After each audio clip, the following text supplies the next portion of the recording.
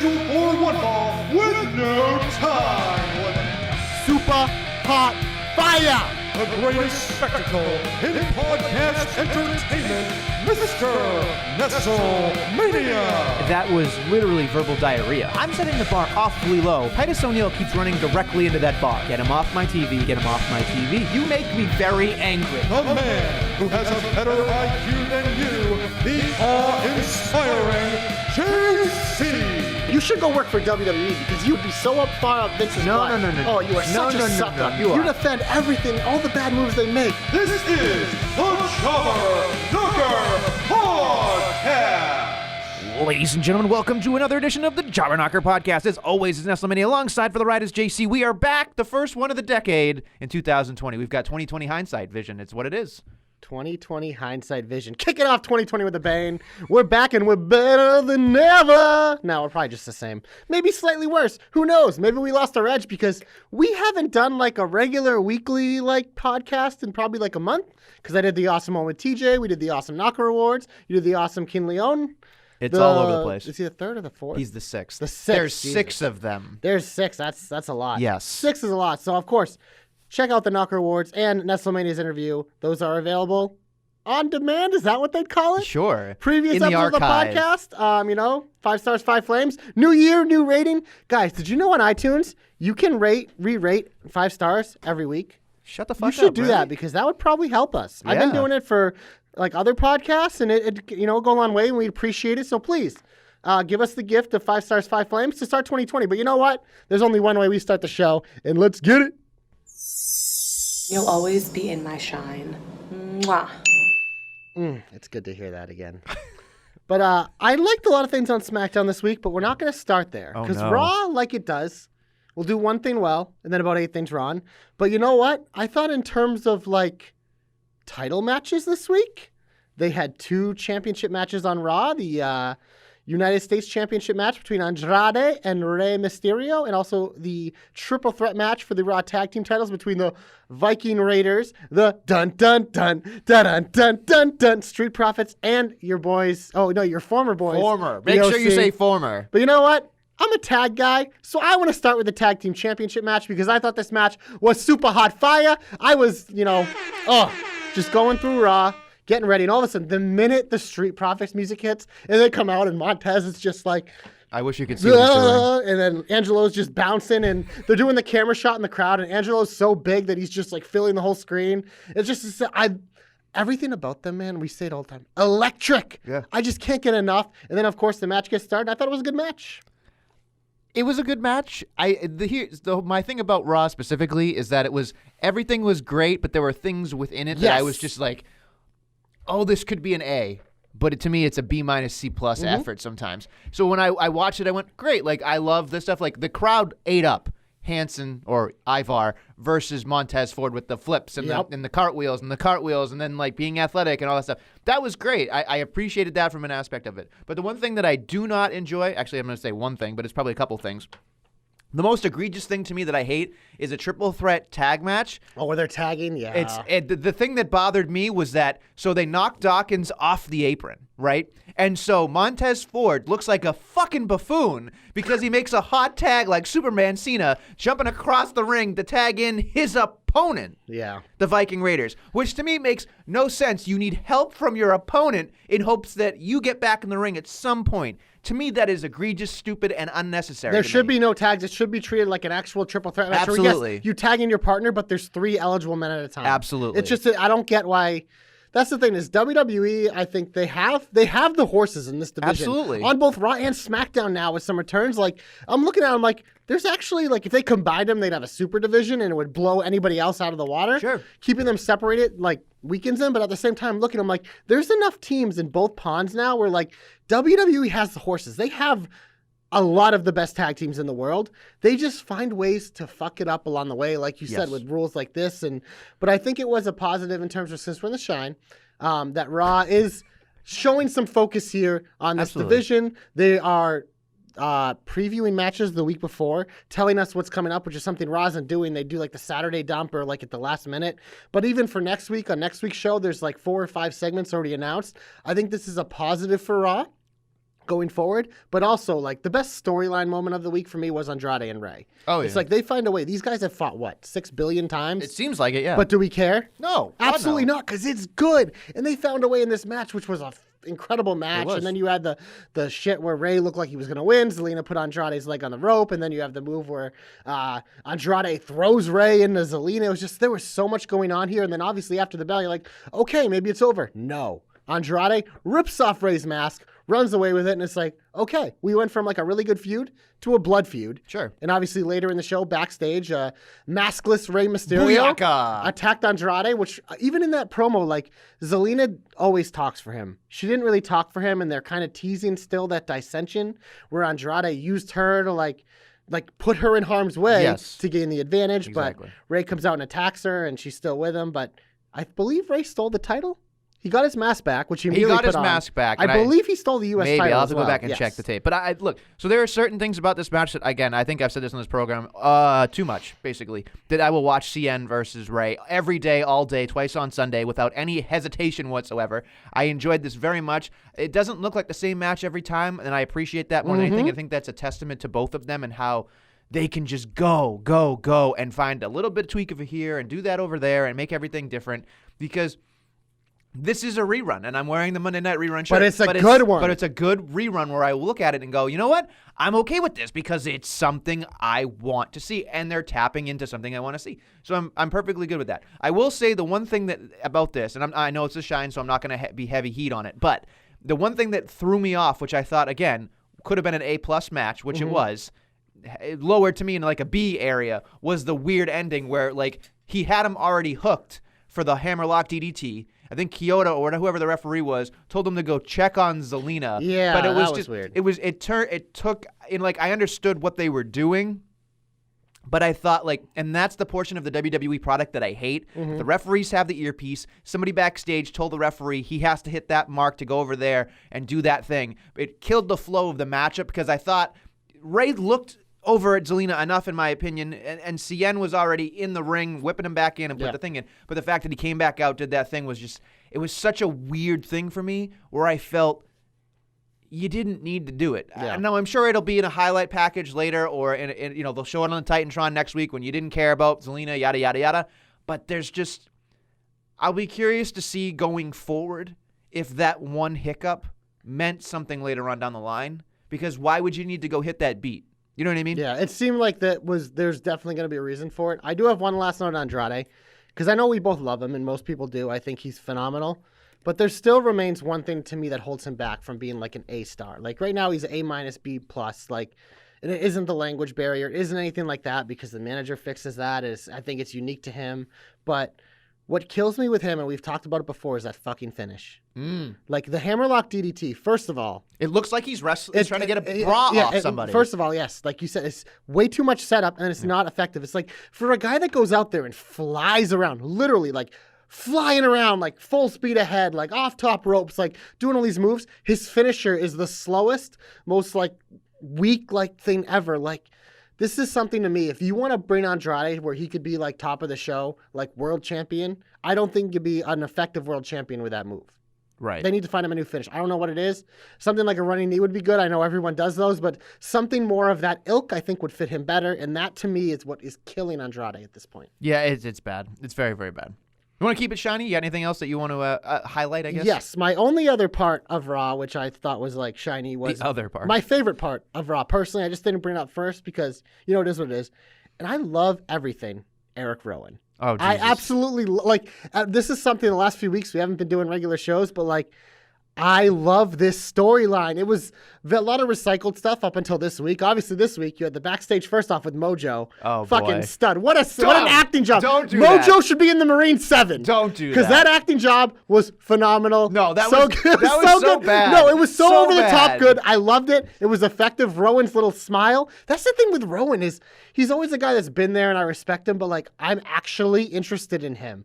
Like he showed his promos with his feud, like with Roman Reigns and stuff, that he has the chops.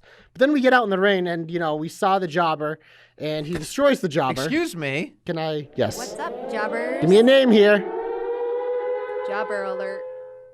KJ Orso. KJ Orso. not only did he get his ass beat Yes. by the big redwood, he got to see what was in the cage too. Yes. But not only that, when he came out, not only was he freaked out, he had like, at first I thought it was blood, but then it was like orangey. He had something all over his face. And that means I have one question and one question only. There it is. You're so excited his headphones fell off. Oh, it's back. It's back big. Whew. Course it into your veins, baby. I'm a Detective Nestlehead. I can't tell you right now when I saw that, I went, oh, God, give it to me.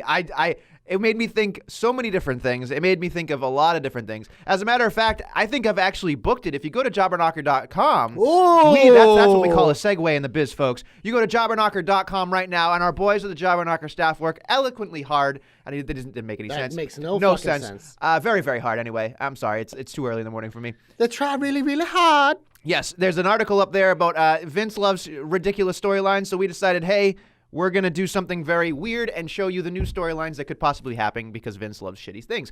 And one of mine is about Eric Rowan, possibly using this cage as something else later on down the line. Go over to jobberknocker.com and watch. I can't even talk right now. Read. I'm sorry. I need to have like coffee. We don't have an audiobook version of the website yet. We should. Sorry. I am on fumes, folks.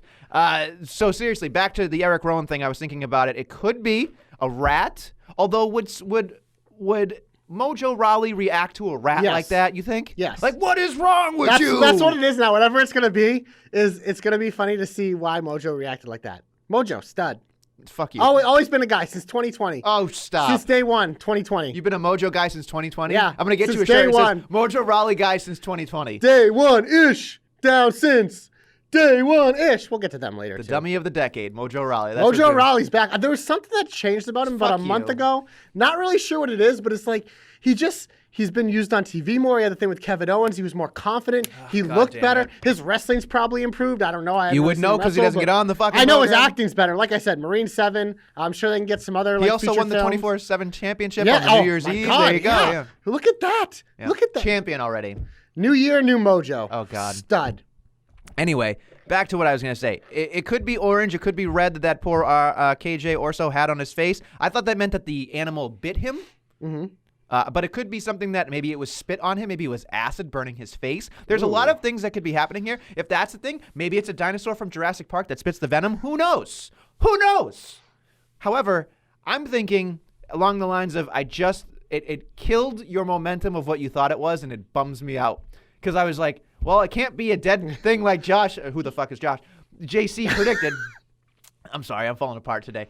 It's a new year, terrible Nestle. New year, bad Nestle. Yeah, exactly. Sorry. You guys know I'm going to fall apart in about a month and a half, so it's fine. But it's so hard for me to look at that and go, God damn it, I wanted what JC said. I wanted that taxidermy thing. Maybe it's a live taxidermy. Maybe they stuffed it because they thought it was dead, but it's actually still has a pulse and came back from the dead. I don't know. But here's the odd part about this entire thing, that as you put on the detective hat and you sit and you look at these things, it was so much and maybe it's the new part of what we're talking about, but it's to the point where he has the cage, didn't want people to see what was in the cage. Now he's offering what's in the cage. Maybe it grew up. Maybe it was something. Maybe it was a baby Yoda and it grew up into a big Yoda that spits venom. Stop. If you're anti-Baby Yoda, like I might have to assassinate you on It's this not program. Baby Yoda. You have no idea that that's actually Baby Yoda. It's not Baby Yoda. It's a species well, yes, of what it is. because we don't know what the species is called. Yes. It's an unknown. But what else? I'm not just going to call it the child like they want me to. I'm going to refer to it as Baby Yoda so you know what I'm talking about. Oh, boy. If I say the child, it could be anything. But if you say Baby Yoda, immediately people listening, since we're not visual, go, oh, the adorable little GIFs that I see every day. And GIFs. I follow Baby Yoda on Twitter now. Oh. There's a Baby Yoda on Twitter. Oh, my God. It is just like, if you're having a bad day, go to that Twitter account and you'll just... I can't do this. It's the Baby I can't Yoda's, do it. Baby Yoda's the new puppies.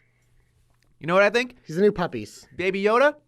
Overrated. Yeah. I think it's overrated. That's such a Nestle take to It not is. like anything. I don't like anything. That's right. I'm going to hate my life. That's what I'm going to do right now. Look, so there's so much about this thing. Do you have a guess, honestly, like right now, if it gun to your head? what Eric Rowan would have in I there? don't want to guess because I like it so much, and You don't want to know. I'm enjoying the fact that that's why I like things like this, because it's like a B-list storyline. It's just something where it's like every week there's a little like twist, and it still is. And it's like kind of when they first were debuting Braun. Sure. And he was just launching jobbers. It's 5 minutes of my time, and I'm enjoying the fuck out of it. Eric Rowan's the new Braun Strowman. Ooh. But with a twist, with a cage and it's a creepy A lot weird. of gaga. Yeah. So it's like, you know what? I'm just, every week it's like, oh, when's the Eric Rowan segment? Wow. You know? Who would have thought you, of all people, would have loved an Eric Rowan JC, segment? 2020, Eric Rowan guy. Let's go. You're just grabbing all the guys nobody wants. Hey, that sounds interesting. Yeah, but okay. Big guy grabber, JC. My thing of the week that I thought was something that I wanted to press upon that I thought was super shiny was The Miz versus Kofi Kingston. Yes! For me, I enjoyed this. This was right here, ballpark, in my opinion, with the exception of Ray and CN. This was the thing that had my attention all week. I like it. I thought it was amazing. I thought it was fun. You had that whole thing with like Kofi trying to be positivity and The Miz clearly getting upset, even though he talked to Brian earlier. Would you say he had some edge? He had some edgy edge. Miz? Yes, edgy Miz. He was cold. He was cryogenically frozen, as we said on this program, for a very, very long time until the Fiend hit him with some stank. And so, so I watched it and I went, okay, this promo is good because The Miz is clearly, not having a ha-ha at anything. And Kofi's like, all right, dog, like I'll go out there and I'll fight you. But if you watch the match in general, you can actually psychologically see The Miz turn. You can see The Miz getting frustrated. You can see all these things happening in the middle of a match. And it was nice to see something because it was just, you saw the frustration go through him. He loses and then he turned at the end and then he had I can't believe you're booing me. And he got to that point of back to what made him fun. Yes. And that's all because of one. Yowie wowie! He turns everyone. You know what he does, though? The Fiend, really what he does is he puts people in their best life. You know when you hear that song, I'm living my best life? The Fiend is making sure that every wrestler's living their best life, JC. That's what's happening. Yeah, it made their him best career, their best moment in the ring is because they were going to relive all of that glory days. They're going to live it because of the Fiend. And you know what else I liked about this? Is because a lot of times in wrestling, WWE the last couple of years, it's just like they do something like this, and it's like, okay, now where do they go? There's a path now where they go, and you're not going to like it, but they go backstage. This is not shine-worthy. The New Day is tag team purgatory. champions. Stop. Miz's former tag team partner, John Morrison, is back. He joined The Miz in his dressing room. This is exciting. I talked about the beefing of the tag divisions. Beefing. Now, all of a sudden, we have The New Day feuding with Miz and Morrison. This is interesting. This is good. It is pushing something forward. It's allowing more Kofi and Miz together, featuring Big E and John Morrison. You don't like John Morrison, but this is a huge positive. This is a huge positive. I pray that I come on this program and I say, you know what? That Morrison, he's not that bad. I really hope so. I hope I can live in a world where I can say, hey, in 2020, John Morrison is not that bad. Now, yes. Will Kofi Kingston and John Morrison both be in the Royal Rumble and probably do something acrobatic at the exact same time? Because that's what we want. They're going to have it not get eliminated off. Yeah, exactly. Until Brock just is like, I just gave away one of my 30 hopes, but that's fine. Oh, we get to do that soon. Yeah, I think it's 15, but it's still for me, for 15 15, for you. 15. But anyway, look Unless forward we do to 20 and 20, maybe we'll do a 40-man Rumble. Who knows? Look forward to that in a couple weeks, folks. That's our other favorite game to play every year. So, but I listen, I'm not going to spend time on the Jomo because it's not worth my time. So I will say this much. The man looked terrible. He opened that door and I went, what the fuck happened to you? The man looked like he's handsome as fuck. He hit the bronzer way too fucking hard. Who cares? He looked like he was shellacked in tanning oil. It was awful. This sounds like pure jealousy. Listen, he is so handsome. Here's the thing. I'm not a big Morrison guy either, but I respect it. Here's the thing. I respect the flow. That's great. Wonderful. You want to know something? When that man can actually throw a legitimate, realistic punch, and a wrestling 101, especially in the Royal Rumble, all you do is kick, punch, struggle in the corner. There's a lot of people who can't punch. I know, but this one is so egregious. Like, let me have my meaty forearm hit you with no effort, and he's just like, this ain't make believe. Boom, elbow. It's stupid. It's awful. You want to talk about something? Kelly, Jomo. That's where it is for me. Did you see the thread on Twitter of why Kelly? Is it a legend or something? Yeah. More legendary than Stone Cold or course. something? Yeah, no, Stupid. It was good stuff. Stupid. Check it out. So let's get out of this. Well, you know what? I can't do it. I have a message, and this is for our size shamers out there. Oh, you, Jesus our boy Christ. Cap, who fully admits when I talk to him, he's like, "Yeah, I'm a size shamer." He's like, "I don't respect it." Rise over size. Shorty G's moniker, baby. Rise over size. Rise over size. When I heard that, I'm like, oh my God. It's a t-shirt. It'll It's be a like t-shirt. it's like I wrote this. Rise over size. It's perfect. Rise over size is for something that you put for somebody that has to feel good about themselves. Hey, you know what? And it that's is. his whole thing. It's like the Revival, who I also love, trying to bully him because that's what they do, and that's why I respect their bullying. I don't respect most bullying, but Sure. the Revival's bullying is okay. But it sets up a match, and like I always say, Shorty G and the Revival is always a great combo. Sure. And my favorite part of this match, though, was we got Scott Dawson on commentary, and I believe he called him Shorty Gable. And Scott Dawson said, "Shorty G, get it right." I lost it. It was just Of course so you funny. did. So Because there's good. nothing that you love about the top guys. Top guys are studs. Shorty G wins. The Revival beat him down after, but then Oh, God. Fella! Our boy Ben probably had a little white noise in his pants, and we had probably. Sorry. That's so much funnier than I expected. Me too. I didn't. Yeah. Wow. That actually worked. Oh, you can't do any better than that. Nope. Just take a small bow and move on. Incredible It is what it Bro is. Quick. I loved it. Shorty G cell was great, and I can't wait to see Oh, more. God. You know what's funny is that somebody put like 2015 versus 2020 debut or re-debut. He did the exact same thing twice, and I went, "Oh, you killed it for me." Because there's a part that Ben's gonna get. Oh my God, I can't believe Nestle's on my side. I legit got goosebumps when Sheamus came out, and I'm sitting there going, I looked at my arm and went, "Really? Dude. Really?" There are parts of Sheamus that are so elite. There are parts of him. That song is elite. Dun, dun, Son dun, is dun, elite. dun, dun, His dun. finish is Yeah, elite. it When is. he's yelling fella, like, I Yeah. love that shit. But the thing is like the thing that made me giggle was that like 5 years they literally showed him on Twitter like top to bottom. It's literally the same re-debut. It makes you think like, wow, how cyclical wrestling is, but it's even worse when it's the same fucking person. He came back Awful. like, yeah. But yeah. I'm excited. Like he was gonna get my comeback. Like he really was gonna get my comeback. And him and so. Shorty G, like that's a good opponent for him to start with because he can throw him around Sure. a little bit. Shorty G will sell for him. He'll Absolutely. make Sheamus look like a fucking powerhouse. Absolutely. I will say there's a portion of this that I want to get to it later. I'm sure it's more heatish, but that's just me. So I will probably get to that later. All right. Always in the shine. Mandy Rose, great Oh, friend. God damn it. She's an absolutely great friend to Otis. I don't know what, people, like anyone who ever bashes Mandy Rose, she's probably the most loyal, like nice person in the world. We also got some Drew Gulak PowerPoints out of this segment with Otis. One PowerPoint. Which was, there was a good little Photoshop they had going there. Otis beats Gulak, as he probably should. And you know what? 2020, I'm okay admitting this. Oh, no. Because, I've always been hard on Heavy Machinery, and I still like... You're a size shamer No, about no, Otis. no, no, no, Yes, no. absolutely. No, what I'm trying to say is I like Otis. Oh, okay. It's one of because the thing I was worried about with Heavy Machinery is I'm like, they have to be put in the right spots. And they're putting Otis in the right spots where he needs to be. They're doing a good job with them. It's not over the top. He's entertaining for what he is on his own. So I think they've done a good job. The storyline with Mandy is highly entertaining. It's a long-term booking thing that Otis just kind of made on his own, and they're using it on TV. I think it's working. It's just one of those like B or C list storylines, and I thought overall all this stuff was entertaining. He's burping. I don't want to burp in anybody's ear. So I know I'm proud of you. Listen.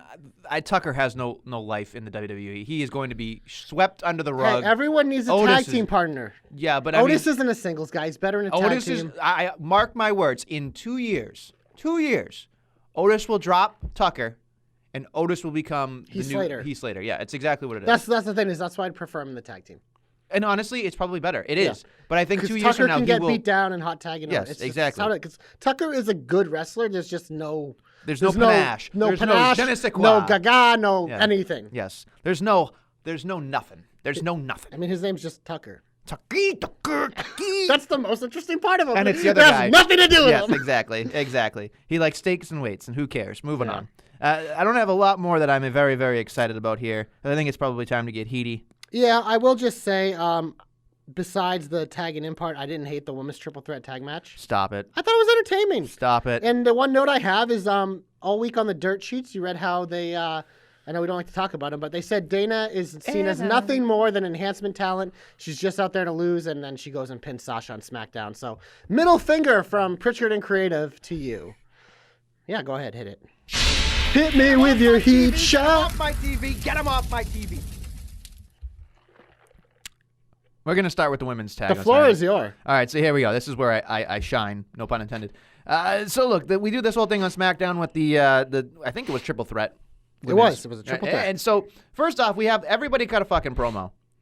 Lacey comes out way too fucking The promos early, weren't great. and it was like, you talked about my kid. Bailey's like, I didn't get a chance to jump the gun. Last week. Yeah. Our kid. No. This week in the promo, they said like she was supposed to talk about her kid. Yeah, they did. They hit them. It felt like they hit the music. They hit the music early. She walked out and said something. So I don't know what the hell happened with that. And then after that, this is the most egregious point in my opinion. Bliss comes out and says, "I don't know why we're in this match." Yeah, that to me makes no sense from a fan's point of view. That makes me go, why do I care about this match? I'm going to go take a bathroom break or fast forward. 2, I don't care about Alexa Bliss or Nikki Cross. And 3, hey, I always care about Alexa Bliss. I mean this particular instance. And 3, do I care about anything in the women's tag division? Because it's just these 3. What women's tag division? Exactly. It's these, they're tagged. One and a half of their tag team champions can't get on TV. Sure. It's just I don't get it. And of course Dana gets the fucking win. Whatever. It is what it is. Moving on. It's not great. She had a crunching senton. I think she almost broke Sasha in half or so. Whoever she pinned. I think maybe Bailey. But it was just a lot. Sasha always looks like she gets broken in half, and she's fucking Gumby. All right, she's good. So here's where I wanted to get back on SmackDown about something you said earlier. So Elias comes out as the you won't know this because this is a reference. Elias sucks. So he comes out and does his best WCW Max Payne impression. That's a WCW fat guitarist. You won't look it up, Google it. I know who Max Payne is. And not the video game. I know who both are. Okay. It's a great game, by the way. Anyway, moving on. So we have this. Here's the thing I don't understand. So after that, we have Elias make fun of the Revival in his little guitar solo. Then we cut back to a promo with the Revival and Shorty G, and it says on the very bottom of it, earlier today. Yeah, and Elias. Yeah. So he already had made that comment. Yeah. And then the promo, they said earlier today. Maybe Elias was in the truck and saw the footage. And listen. It was the continuity. The continuity was poor. in so backwards. Poor. It was just the way it was said. It was like all you had to do was not have the earlier today, and it would have been perfectly fine.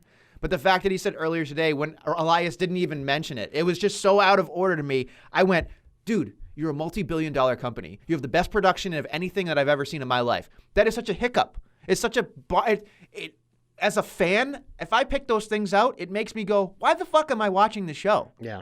Why?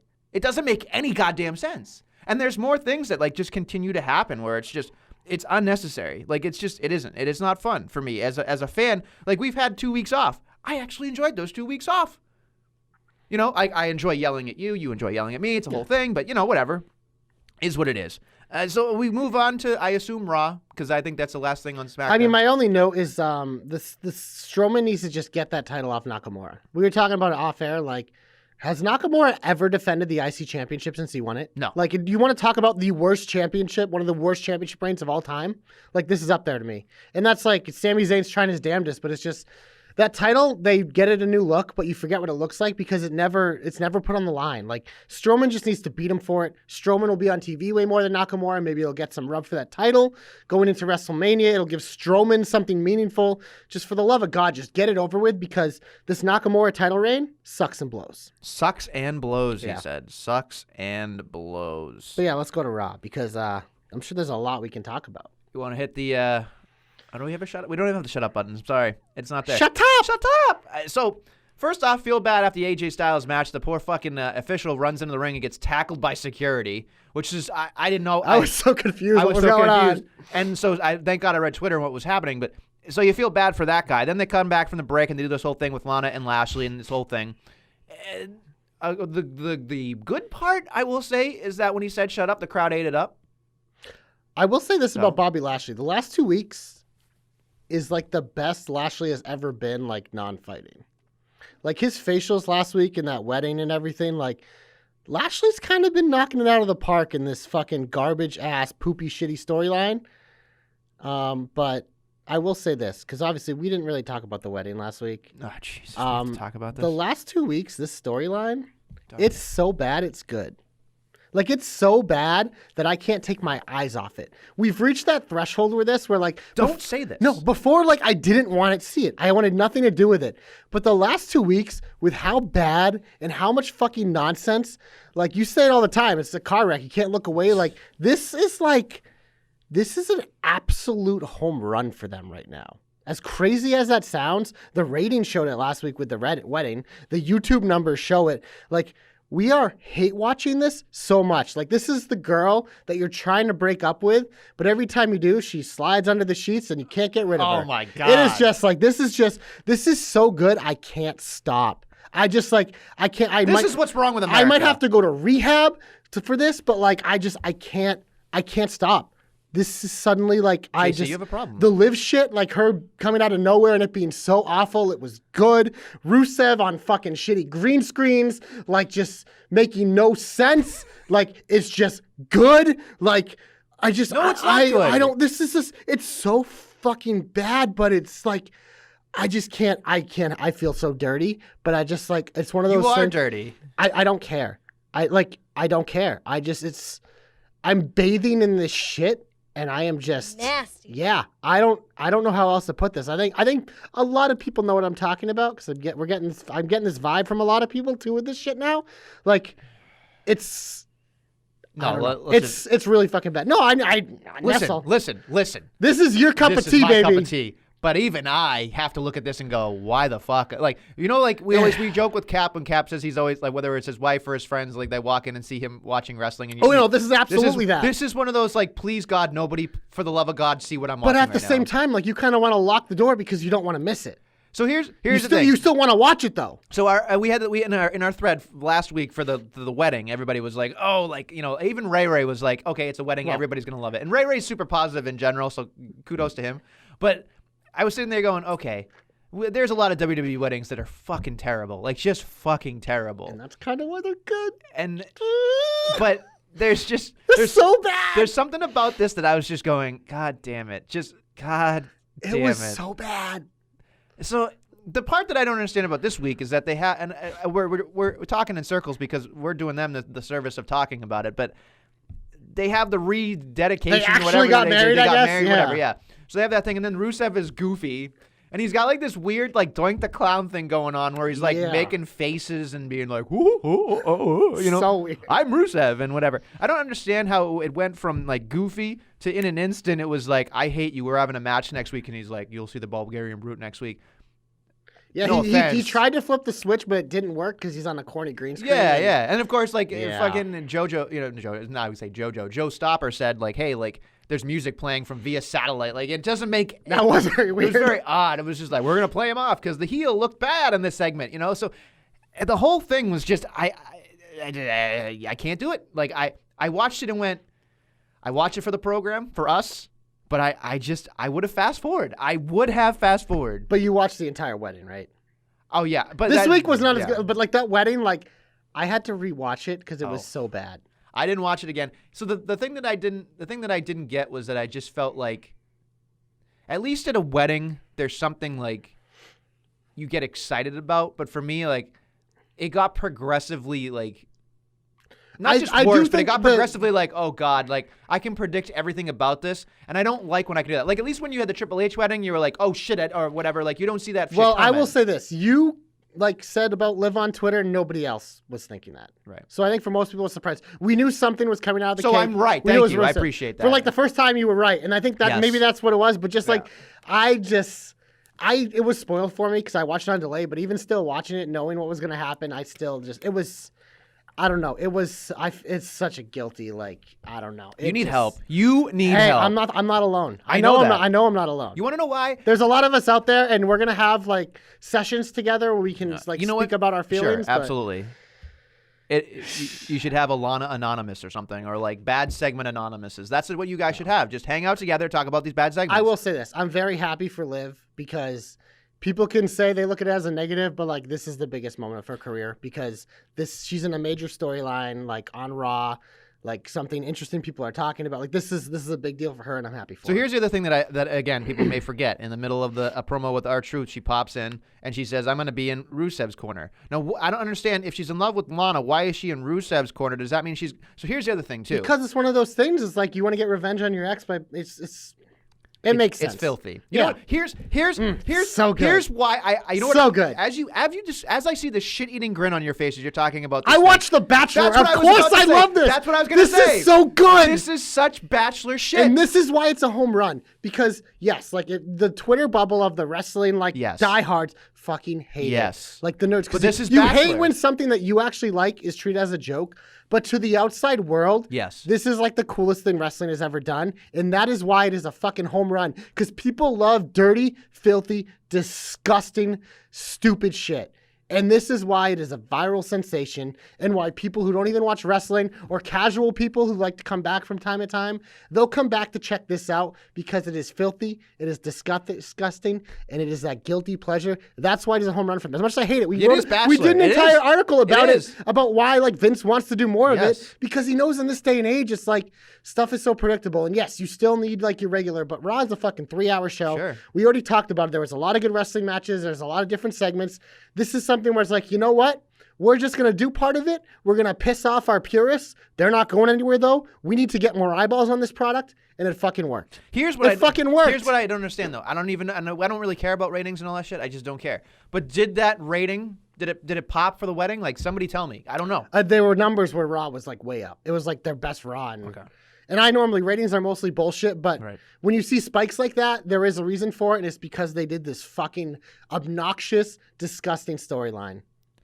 So that's what I think it is. I think it is the Bachelor mentality. Yeah. I think that's why you love it so much. Of course I do. It's great. I can't wait till I haven't watched last night's episode yet. Bachelor's back. I cannot wait. Christ. Oh, the new guy's a fucking loser. But I don't even care. God. It's not even about him. Imagine if we put you on Bachelor. You'd have so much fun. I'd be such a bad Bachelor? I don't know. I don't think I'd be good, but somebody, Billy, if you're listening, for the love of God, please Photoshop JC's face on the Bachelor. I'm way too much of a sap. Do you know how many times I'd be like crying and shit? I'd get destroyed. If you get drunk, those girls would eat me alive. But that's good television, apparently. To I you. know. I would just. You would love you getting all sorts of bullshit. It's awful. Be bad news. You're a terrible human being sometimes. You know that? I'm a great human being. I don't even know you anymore. That was like. I feel kind of free in getting all that off me, like because it's guilty. It's been kind of like sitting on me for like 2 weeks now, but like now that we're out in the open in our safe space of this podcast that everyone can listen to, I feel better about it. This is not a safe space. We come in with our arms up every week, just ready to duke it out. Hopefully, my mom isn't listening. Your mom is going to be I talked about like a... Yeah. She raised you. She loves you. Moving on. Where would you like to go? I don't know where you go from here. I don't have a witty transition. Well, you know, I got a natural one. So we talked about Rusev being this like goofy baby face. Yeah. I don't know what this is for me, but Drew McIntyre the last couple weeks. Yes. He beat Noah Jose. It's one of those things where I'm usually right down the middle with McIntyre. I know you're not a big fan, but his character the last couple weeks has been this goofy, cocky babyface, I guess. Like, especially against Noe Jose, where he comes back in, he's like, who wants some more? Who wants some more? And the crowd's going nuts. He's going 3, 2, 1. He's counting it down. Like, that is his babyface. Like, he was brawning. I call that the brawn. Like, that is legitimately what he was doing was the brawn. That when he's waving his arms around, like, getting the crowd, like, oh, you want me to do it again? Like, and McIntyre's been such a dominant heel for a while, but. They have nothing for him. Well, no, I'm curious, like, what. Because they're clearly building him up again. Sure. As a Royal Rumble, like, quote-unquote favorite. I don't think he's going to win it. But I'm curious what you think about this weird, goofy, but cocky, dominant babyface. I think if he's given a proper platform and an actual feud, he can do really well. He's very talented. He's a very opposing, like, he's tall, he's big, he's Can't athletic. size shame him. No, I mean, he's a big dude, but there's something about it where I was watching it going, he's not a bad babyface so far. Granted, here's the part that I think. Okay. There are certain things in WWE that just, they don't change. And this is probably why people leave. But Drew McIntyre is what I like to call, as we've talked about on this program, a regular season guy. Yes. And so you get into the postseason, the playoffs, from Royal Rumble to WrestleMania, you don't matter. That's what it comes down to. He'll never matter until they give him the time that he deserves. That's it. They went out of their way in that promo, though, to make sure he said he's never had a world title opportunity. This is a guy people have wanted to get behind. Sure. I think the people are behind him. I wouldn't be surprised if maybe he got a shot at Brock at one of these tweener pay-per-views.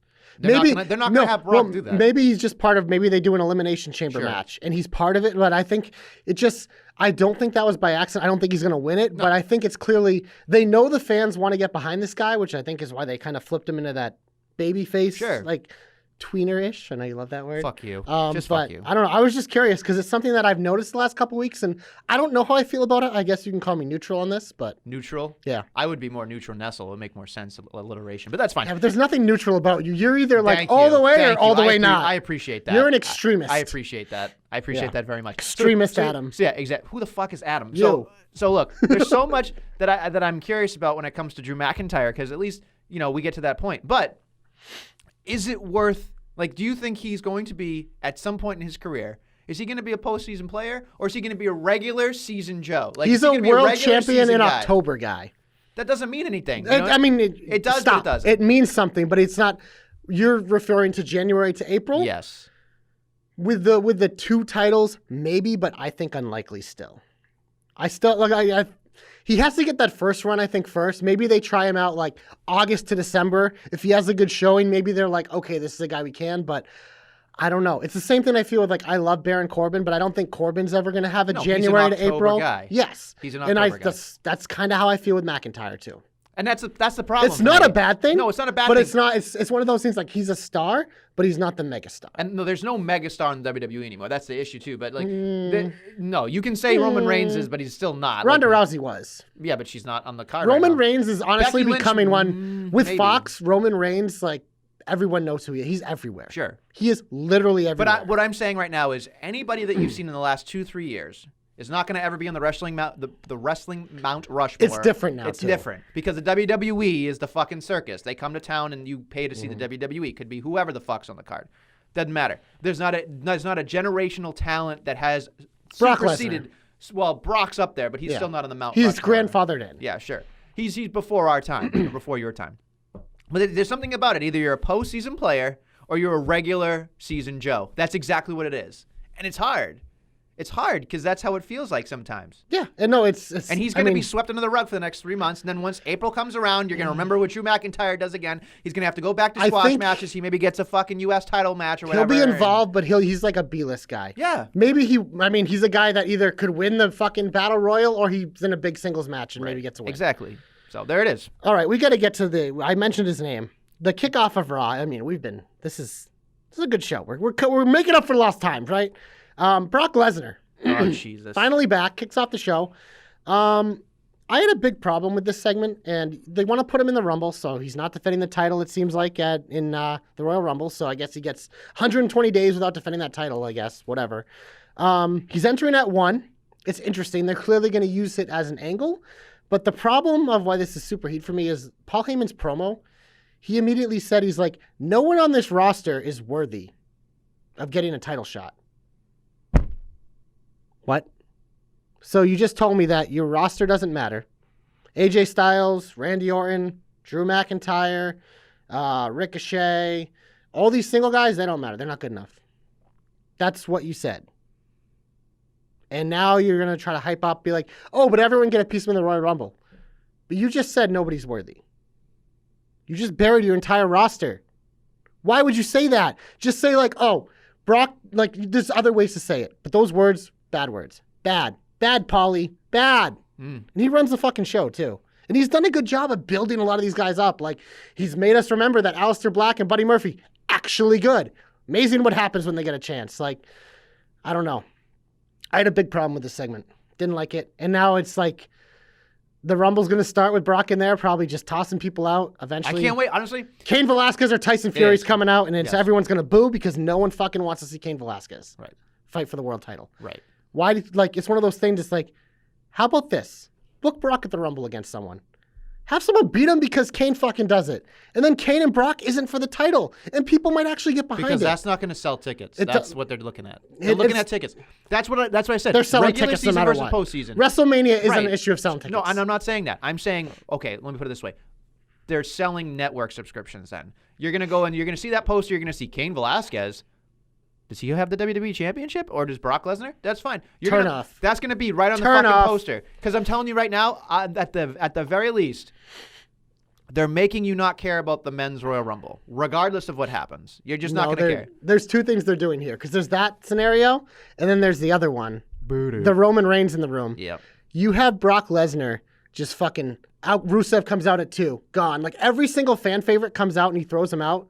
And so you have to cheer for Roman Reigns. No, they did that earlier. They did that in 2016. No, I know. But it's one of the. they're going to try. That's the other one. Stupid. I don't think that's the route they're going. They're not going. But that's when you see that, it's like, oh, are they really going to do this again? They could, and they would, because they don't care, because they think that you have a short-term short-term memory, excuse me. And it's just, it doesn't make any sense, right? So you're sitting there going, oh, they're not going to care about that thing from 4 years ago? No way. Then, of course. That was 4 years ago? 4 or 5 years ago, it had to have been. Because you got to think it was WrestleMania 32. So, I'm bad with numbers, bro. So, this year's 36. 4 years ago was the fucking Rock hand him over Philadelphia moment where it didn't fucking work. That's what it was. I'm sorry, no. 32 was not the Rock moment. It was when he had the championship, lost it to Triple H. Okay. But I mean, that was bad. So probably maybe 6 years from now, it's cyclical. Every 7 years they they do it. I can't help it. But it's just, I don't know. Like, I think that's, you know what? As you say it, it makes perfect sense. They're making you think about Brock. They're going to pull the rug out from Cain Velasquez eliminating him. Roman Reigns is going to either eliminate or Cain is going to eliminate Brock and himself, and Roman Reigns wins by accident or something weird like that. That's what's going to end up happening. And it sucks because Mr. Ooh-Ah himself, in my opinion, you can't boo the guy. He's just so fucking good. People will. I honestly, anyway. I like Roman Reigns. I think he would deserve a win, but I just don't. I like to use the Rumble as an opportunity for someone, and Roman Reigns doesn't need the Rumble to get a title shot. Like, if they want to do him Fiend at Mania or him Bryan, whatever the fuck they want to do, they don't need the Rumble to do that. But if you want to build someone for Brock, if it isn't going to be Cain, or if Brock's going to lose to somebody, like, it just, there's guys on Raw that need it more. But if they're truly doing Brock Cain for the title, then it makes sense to do Roman. Well, why do you think Brock Lesnar and Heyman were out there, and Heyman said nobody on this roster is good enough? It's going to Cain Velasquez, folks. It's a problem. Get the fucking van ready. You're going to WrestleMania, and you're watching Cain Velasquez versus Brock Lesnar. You know what you don't care about. I hope they do it? I hope whatever angle they have planned for Brock, it's done early in the Rumble and we move on. Because they do that stuff at sometimes. Like, we've seen the last couple of years, they throw Braun in early. It's all the Braun stuff. Then he's gone by the teens and we're moving on to the actual Rumble. My hope is that they do that with Brock. Who knows? Like you said in our thread, he could just go take a nap on the outside. Yep. I don't think Brock does that because I don't think he wants to be out there for an hour and a half because he's like, get in, get out, get my fucking steak dinner on a flight back home to Minnesota and fucking pork and sable all night. Oh, Jesus Christ. Let's go. Hope your mother's not listening. Yeah, so, I'm not too. So here, look. The other thing, too, about this Royal Rumble thing is that I still don't know if he, like you said, he's not defending. I don't know. They said he's not defending the title. He's just in the Rumble. Yeah. Are you sure? How would he defend the title? You can win. You're winning a title shot. He's not defending the title. But it could That's be. the whole point. No one's worthy of the title, so if people want to get their hands on him, earn it. Is pretty much what Heyman said. That seems odd to me. It is. It's stupid. It's very weird. It's very weird. odd. That's why they're calling it unprecedented. Never been done before. But if theoretically, if Brock, pretty sure Hulk Hogan was in the Royal Rumble as the champion won. I mean, they did it with Reigns, and that's how Triple H won the title. No, but I mean, like, I'm saying without the championship being defended. So it isn't unprecedented. Theoretically, Brock could win and challenge for the Universal title, I guess, or the NXT title. Who knows? It's just odd. It's just odd. Not great, Bob. I told you, I don't love it. Don't love it. Yeah. I think it's time. Hit the button. I don't know. Can I get a 6-man tag? Holla, holla, holla! New year, same 6-man tags. It's awful. It's awful. I can't do it. Look. I can't. I'm going to be real with you people. There's some things in life I can put up with. A lot, actually. Weddings. Terrible storylines. What I cannot, and I'm trying to be as very calm and very collected while I say this, I cannot for the life of me understand what the fuck I watched. Like, so here on the positive standpoint, from a had me going. Pop don't lie. Pop doesn't lie. However, well, it's the big show. So we get to this whole like throughout the night thing, like who's the mystery partner? I know who it is. Well, excuse me, mystery partner, all that stuff. I'm watching it going, okay, they have my interest. Like, they're piquing my interest. And then when I found out who it was, I went, well, the pop was pretty decent. Don't lie, baby. Oklahoma seemed to love him. That's fine. Boomer Sooner. But, somebody had me Then the giggling. bell rang. Yeah, exactly. So then, like, somebody sitting there on Twitter and writes, we're going to see the 137th turn of the Big Show. Is he going to help the AOP? And it made me giggle because I was thinking to myself, okay, like, this is not good. Like, Keep him away from AOP. This is not good at all. So there's a lot that, like, I'm not necessarily mad about the Big Show thing because there's... That was, honestly, it was fine. It was a surprise. A surprise. It was a legitimate I'm not surprise. a Big Show guy, but I can't lie, that was cool. It was, to me, it was fun. It worked. It worked. That part of it worked. But we get to the 6-man tag bit. It happened. It didn't mean anything. Once again, I'm trying to be calm. Mrs. Dad, put him up, baby, next week. Fist fight. So what the fuck does that even mean? That's where I'm going to lose my shit, What does right? that mean? So here's what I don't understand is that we have this stupid 6-man tag match where it doesn't mean anything. Of course, we have a question mark, vacant looking shadow for next week's graphic saying we don't know who's going to be in the fist fight. Well, then why the hell are we doing this? Like, why did you bring Big Show? Is Big Show not going to be the person to be in the 6-man tag? It doesn't, like, what do we get next week? We getting Kane? Might as well get Kane.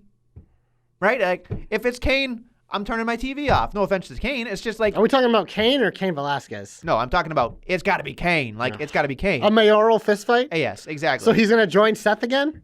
I don't know. It's just, there's so many things about this. You do a 6-man tag, and then you do a 6-man tag again with a first ever fist fight. Yeah. Paul Heyman is trying to appease somebody, obviously, by doing first ever, unprecedented things, and it is what it is. However, what the fuck is a fist fight? Isn't a no DQ match or a street fight been a fist fight? 6 men are going to just wrap their hands in tape? They're going to put them in glass? They're going to put them in thumbtacks and then punch people? No, they're not going to do that because that'd be too gruesome. From the man from the extreme land. They're not going to do that. I don't get it. I don't fucking get it. It's a 6-man tag. Who the fuck cares? Let's move on. I don't want to get at it. Let's just move. I can't do 6-man tags. JC, I cannot fucking do it. I don't either. If it's the main event, I'm just shutting it off. Sorry, folks. I'm going to shut it off. It's a waste of time. I was hoping in 2020, new year, new main events, but clearly not. It's filler. AEW does the same thing. Everyone does it. It sucks. Do you have any quick heats? Because I really don't. I mean, moving along. Becky and Asuka doesn't do anything for here. me. I don't know if you have any thoughts on Becky Asuka because it's not doing anything for me yet. Whatever. My problem with it is that, like, Becky continues every week to bury her own title reign, which the reason why it's gotten stale is because she has no one left to beat. And they're building it there. She is going out of her way to try to legitimize Asuka, and it is just making it not interesting because she's devaluing herself too much. Like, I'm all for building up your opponent, but you're talking about how your dominant year, where you literally fucking wipe the floor with everyone, is useless because you couldn't beat one person. I don't know. It just is bad. Let's get hopeful. You're my only hope. I saw Star Wars Last Jedi. I'm getting ready to see the next one, but so you said the only hope thing. Pretty decent. Okay. Didn't mind Last Jedi. So this is all I'll say without doing spoilers. I don't know if someone's hot. I really liked The Last Jedi when I saw it, but when I saw the third one, it made me like kind of hate what happened with The Last Jedi because having different directors kind of fucked it up. I'd love to see Rian Johnson do his own trilogy on his own because I thought his ideas and the way he changed Star Wars was awesome, but not for this trilogy because I thought Abrams did a great job too, and he had to do a lot of work in the third to get it back to where he wanted it. So, yeah, the Last Jedi, you watch it by itself, great. You watch part of the trilogy, ugh. Okay. That's it. Got it. You got a hope? Good Star Wars radio. Yes. Hope? Yeah, short and sweet. I'll keep it simple. It's a new year, so new hopes, and it's kind of a flashback to someone who I believe kicked off last decade, or around the beginning of the decade, and he was a WWE champion. And after watching him get his shit back last week, where's the button? When my hand goes up, your mouth goes shut. My hope is that The Miz wins the WWE Universal Championship in 2020. Never held that one. I think the way they're progressing him, it's good. It would probably be more of a later in the year thing. Honestly, you know what I wouldn't mind them running back? He'd be a Money in the Bank candidate for me. He'd carry that around for a while. He did wonders with it before. Why not do it again? Be a good way for him to cash in on Roman later in the year. Maybe a good second half of the year feud. So pretty simple. Hashtag JC knows. Hashtag JC's hopes come true in 2020. I don't disagree with that. I don't think that's going to happen. Yeah, we're Miz guys. We're Miz guys. It's going to be great. Him and Morrison will win the tag titles. Yes, this is true, of course. As I'm scrolling through this, I'm trying to actually look at where I put my comeback. I'm sorry. You hope Shelton Benjamin wins 8 titles in 2020? No, look. He was on TV this week. He was on television. Possible comeback opportunity. So look, I just there's so much that I could say, but I'm going to label it this. As much as I hate the stupid wedding thing. Ooh, you like it. I don't like it. Yeah, I'm not bachelorish. Relax. But here's the thing. Lashley and Rusev, I hope this thing ends. What I hope happens here, it probably won't happen, but I foresee that Lana and Liv get back together and double-cross these two men. And they become some type of must-see television, I'm sure, from the Bachelor people. You fucking casuals over there. You're going to watch it, and I think they're either going to be women's tag team champions because Paul Heyman's going to have such a lesbian love fest with this thing. He's going to be like, yes, we need more of this. Which, again, I don't care about it. I just want it to be good. Or so bad that it's good. Or sure, yeah, on your end. Watchable would be great. Oh, this is very watchable. Watchability index, 100. Yeah. Oh, Jesus Christ. But I'm thinking to myself, I can see them all double-crossing the men and being like, we still love each other. And then they're gonna be on the rise to take the belts off the Kabuki Warriors. Oh my God. That's what's gonna fucking happen. And I'm gonna lose my mind. I don't know why this is my hope, but when I watched it the other day and she's like, I'm gonna be in Rusev's corner, I went, why? Why? To further the storyline, Nestlemania. It's not happening. It's not fucking happening. And it's just not. And one of our, I think it was one of our buddies on Twitter, the Midnight Pirate. It was like, I want more of this. I want it to be everywhere. And special shout out to you. I don't know why you said it, but it's just, it stuck out in my mind. But you know what? Put Liv and Lana together as a tag team. I'm sure people would love it. Live your best life, man. I can't do it, but I feel like it's going to happen. There it is. Putting it out in the universe. I like it. Stupid. Will Nestle's hopes come true in 2020? No, I hope so. No, I hope I back zero. No, I hope so. Because I'm just happy Liv's on TV, man. The original friend of the podcast, Liv Morgan. She's a stud. The original friend of JC. You know what it is that I really like about her? Her voice is so unique. I like it. I like hearing her talk. It's just, it's Harley Quinn. Yeah, I get it. It works. But yeah. Don't call it a comeback. I've been here for years. She was certainly a nominee, and so was... God, you know what I just realized? I'm going to fucking audible my comeback. We never talked about something. Usos! There you go. I didn't really love this segment. It was actually bad. I just must have been so mad I didn't write it down because I was done. But the Usos came back and saved Roman Reigns from the Kane and Ziggles. Probably got some 6-man tags in our future with Robert Roode showing up. But you know what? The Usos, as our boy Billy, best tag team on the planet, maybe of all time. I absolutely love them. Love to watch them wrestle. Them being in the same division with the New Day and Revival. Yeah, we're going to be getting some of those matches, so it's always good to see them back. The other one I had was the Fella, so a big Ben comeback here with the Usos and Sheamus, not only in the same week, but on the same show. Yeah, we talked about what happened to him earlier. It probably happened double trouble here. Ish. Quick note, like the new look? Hair? Gone? Yeah, different look. Something different. I don't mind people mixing it up. To be slightly hypocritical, I'm going to pick my comeback to be the Big Show only because Pop doesn't lie, and it's a tale of, at least if you go away for 2 years, you come back, you know you're going to get a reaction. You just, it's true. That's valid. I saw you tweet that. Valid. And I think that it's important to show that he is one of those people. So I had the interview with the King, and he was making a comment about wanting to be an attraction. And when I saw the Big Show, I went, "There's the biggest. He's the biggest attraction you can think of, literally and figuratively." And he, you wheel him out every once in a while like that. I'm okay with it. Was it a great thing? No. But again, for me, throughout my life watching the Giant to the Big Show to Paul White in and out of the ring. You can't really hate the guy because he does so much work as an ambassador. I was like, you know what? Yeah, I could get... If Mark Henry comes back next week for the tape fist, I think Josh is going to lose his mind. Who the fuck is Josh?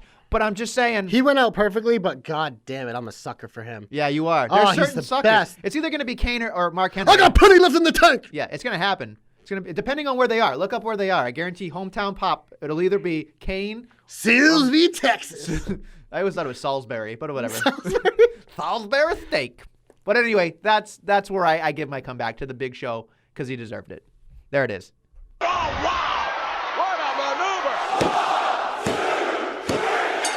maneuver! We got some stuff for next week, but first, give us 5 stars, 5 flames on iTunes, Anchor, Oh, you're losing your steam in It's been a while. 2020. Google Play, Stitcher, Podbean, and YouTube. We don't do Podbean Oh, anymore. fuck Podbean. Throw it out. It's off the list. But YouTube, so yeah, like, subscribe, You're download, awful. give 5 stars, 5 flames, share the show, tell a friend. I was going to say, tell a friend. You know, Get more here's people to the listen other to this thing. program. Even if your friend doesn't listen to it, steal their phone, subscribe, have it automatically download, and they can delete it after. Exactly. We'll appreciate it. Our boy Kev does that for us. Yes. I don't know if he's ever listened, but he does that. You know what? That stuff goes a long way for us. Jobberknocker.com, that's the website. We have the article, as we mentioned earlier, is the crazy Vince shit. Also, NXT UK, and AEW will be there on the weekly, as well as other stuff along the way. Do want to give a quick shout out to our guy, Only Aaron Turner. Will not be doing NWA for us anymore, but we appreciated the work that he did, though, because I didn't really know anything about that product. He did a good job of telling us, so shout out for him. We Thank you for appreciated your all help. that, Good luck. And then I got to go through the Twitter handles now. Oh, God. At Jobberknocker, at JC of the Oh, you JK, almost at did! TQ of the JK, at Ray of the Damn it. JK, at Billy D2411, at Joe Pollock 47, at TJ of the JK, at The Real Deal B Cox, Facebook Jobberknocker, Instagram Jobberknocker. It's 2020 and we're still everywhere you want to be on social media. Am I right, at Nestlemania? Mm-hmm. There you go. So he took a big gulp of some Purple Gade. Purple Gade? How about Gatorade? No, I like to save syllables. On Raw next week, we have Orton versus AJ, both in the Rumble. Rusev versus Lashley with Liv in Rusev Corner. Black versus Murphy, Part 3. And this fist fight bullshit. I don't think anything was advertised for SmackDown. I could be wrong. There might have been, but I don't remember. That was You Friday. fast forward, so It's Tuesday, bro. No, I watched SmackDown. No, I'm saying on Raw they might have said something is going to happen. Yeah, on I Friday. don't know if they did. They'll probably book stuff on Backstage tonight. I It's believe weird. The Miz is on WWE Backstage tonight. Yes. Must see fucking TV. I'm I sure you'll cannot watch it. wait for it because last time The Miz and Renee Young were on a talk show, when that was a thing, Talking Smack, Yep. we had The Miz Bryan as one of the greatest segments in WWE history that wasn't even part of a regular show. But So- any takeaways from any of those four? So I will say this much. There's something about this. You go, AJ and Randy. We knew that WrestleMania was fun. That was lead up. They're doing something, as we didn't even talk about AJ doing the moves of Randy Orton yes, and he Raw. did the RKO on He did all that Tozawa. stuff. I'm okay with this match. It's clearly something that's we're gonna pay attention to. Then you do the next one, Buddy in Black. We know that's gonna be fun. It's fine. I don't know if we're gonna get to be as different as a CN Mysterio thing, where like they may not be able to stretch it after 3. In my opinion, they may not even stretch it after 2. I think I might be a little bored with it. Do you Honestly, think that might be booked for the Rumble and that'll be it? my thing is Because I don't think those guys are going to be in the Rumble the way it's going. if Buddy loses here, I mean it's got to be over because that's 3. Yeah, Aleister Black's already beat him twice. Yeah. Honestly, I Do will. you care? Do No, you care? No. And I love watching them wrestle, and I'll probably enjoy it. But if they wanted me to invest in a third match, if you're doing a best of 3, I kind of need the other guy to win. Right. I know we don't like 50-50 booking, but if you're doing it like this, where it's like one-upsmanship, Buddy needed to win, you didn't do that. So you're already telling me Black's better than him. He's just giving him a pity match. Would you have enjoyed the fact that it would have, if they could have booked a best of 7 series? It depends how you do it. The Sheamus Cesaro one, I think, was a unicorn, the way that went. Okay. I don't know, but these guys are good together. They must see TV when they fight. Okay. Rusev and Lashley, do you care? Because I thought the tables match was atrocious to begin with, and so I'm just hoping that this thing is over with. I honestly am interested. Because of the schmaz factor. Yeah, it's the gaga, man. Because The I don't gaga. like it's something about this now where it's so bad I can't take my eyes off it. We already talked about that, so yeah, we should move on. Brock does something. Who knows? Yeah, Maybe he'll just maybe interrupt. he'll bury the SmackDown roster this week. Who knows? And then we've got the fist fight. I couldn't care less as we talked about this. I'm telling you right now, folks, I don't know if, JC, if you want to watch this match. No, I don't even want to talk about it. Okay. NXT this week on Wednesday. Do a quick preview. The North Americans having a fatal 4-way #1 contender match. Keith Lee, what? Dominic Dijakovic, who you is go. Rey Mysterio's son. The Yacha, Damian Priest, and the guy that I just don't get, Cameron Grimes. Who you got? I mean, it has to be Keith Lee. What? Right? Bask in his glory. After everybody you said here. The only thing I would think so. Priest is a wild card, but I mean, Keith Lee makes a lot of sense. And you know what? I'd like to see him win. Yeah, I think he could. Why not bask in his glory and give him a title?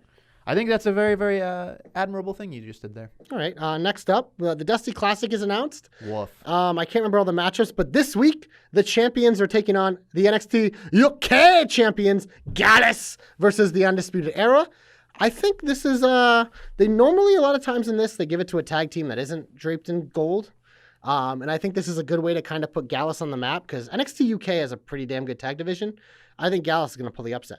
Okay. Look, I know that the Goddess, I love saying worlds collide. If you haven't been checking out NXT UK, don't worry about it. The Real Deal B. Cox, Brandon Cox, He's got you covered, bro. killing it every week, doing it because I just can't watch it, and the dude's fucking nailing it every week. I watch based on what he tells me. Exactly. AKA Jordan Devlin matches, because that guy is so fucking good. Brandon Cox, he's a tastemaker. He's the real deal. He just lets me know like what I need to watch. Real deal. Yeah, he is. Talking to the real deal now. All right. Anything else? AEW. Moxley boy. allegedly is giving his answer. What are your thoughts on how Moxley Jericho has been going? It's predictable. It's very much predictable. I know. Is they're it stretching good out. though? I think it's Because I don't hate it. It's okay. I don't think it could be. Well, it could be worse. I think they're based on the players involved. As a fan, I want more. Yes. And I think that Jericho could do a lot more to be like, he did the whole Ferrari or whatever that gimmick was. With he drove away and whatever. It's fine. Not great, Gaga. But the thing I want from, and I don't know if they can do it, but the thing that would be nice for me as a fan would be to show how close Jericho and Moxley truly are. I think by having that, we're friends outside of this thing, show pictures or show like them and Renee like hanging out in Las Vegas or something like that, like before. Like I would do that to drive the point home, because then I'm like, okay, like at least I would buy maybe the fact that Mox isn't going to just pick him up and drop him on his head. You know what I mean?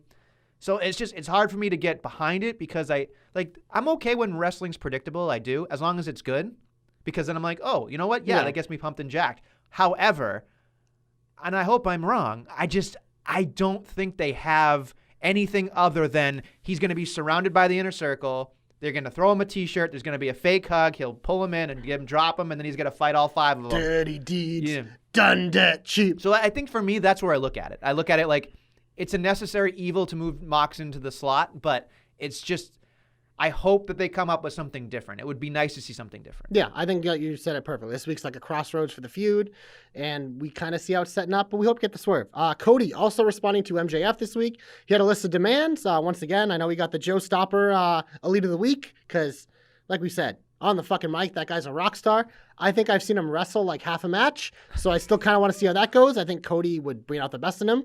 But what do you think's going to happen here? I think Wardlow is going to have some type of involvement here. I think he's going to attack because he's fighting Cody at some point. So before. he has. So what are the demands? Cody's going to say yes, do his thing, and they're going to do that whole thing. The Wardlow cage match is going to happen somewhere. Ugh, I hope it's cage. not in the same night. Honestly, match. at Revolution, I get this whole having to fight a bunch of things to get to MJF, and he's going to get He's Bowser. Yeah, I understand it, and I appreciate the long term of it. I do. I just think that I've never seen Wardlow, so I don't know if like those guys are either.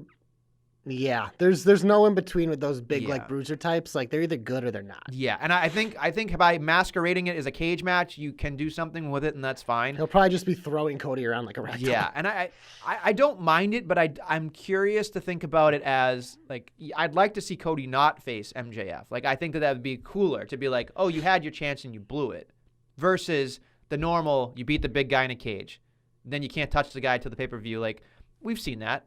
Yeah. I would prefer him not having a mental breakdown, or MJF does something like. So he's going to respond with a yes, of course, and have a passionate promo. I'm sure I'm going to eat it up and love it. But I'm curious to see where it goes. And they have my attention, but they don't really have much of my attention. They have your attention, but they don't have you at a full pants attention. Got Yes. it. 2 other quick notes on AEW. Hangman is a drunk loser, I guess. Love it. Have you been watching Being? No, honestly, I kind of like it too, because Hangman does nothing for me, but I can relate to him. Like he just, I don't know. The lower thirds have me every time. The lower thirds are so good on AEW. Yeah. I think Max might work for them. He's been drinking. On the side, That's my favorite one so far. There's been some good ones. Yeah. So I hope that he has like a tailspin. I really do. I hope that he's just like, it's a private party. It's just a private party. Like I love that shit when he jokes with them and they're just like, don't be an asshole, man. So it's great. I love it. Last note is, I know we saw this because I put it in the thread, but that Joey Janela Penelope Ford Twitter battle, oh god, talking about his member. If you guys haven't seen it, check it out. But this is something that AEW I think is doing really well. Is they're really pushing stuff on social media just organically, and they're setting stuff up and they're letting storylines breathe a little bit. So like this C-list storyline with Joey Janela, I mean, I'm interested in it because we obviously know they were like a thing before, and now it's with Kip Sabian, who we saw wrestle at the event we went to, and He does flippies, but there's not much to him. But Penelope gives him something, and this is the first feud we've seen him in. So I'm interested. I'm in. I will always watch something Joey Janela. I don't know why. It's just he is a guilty I pleasure. really like him. Yeah. I don't know what it is because it's just he's a star. There's something about him. He's a star. Yeah. There's regardless something of about his him. height or his background, trained or not trained, when anybody wants to bitch Don't about care. him, he's just a He's star. an enigma. Yeah, it's just you got to watch him. Yeah. So that's what I think about.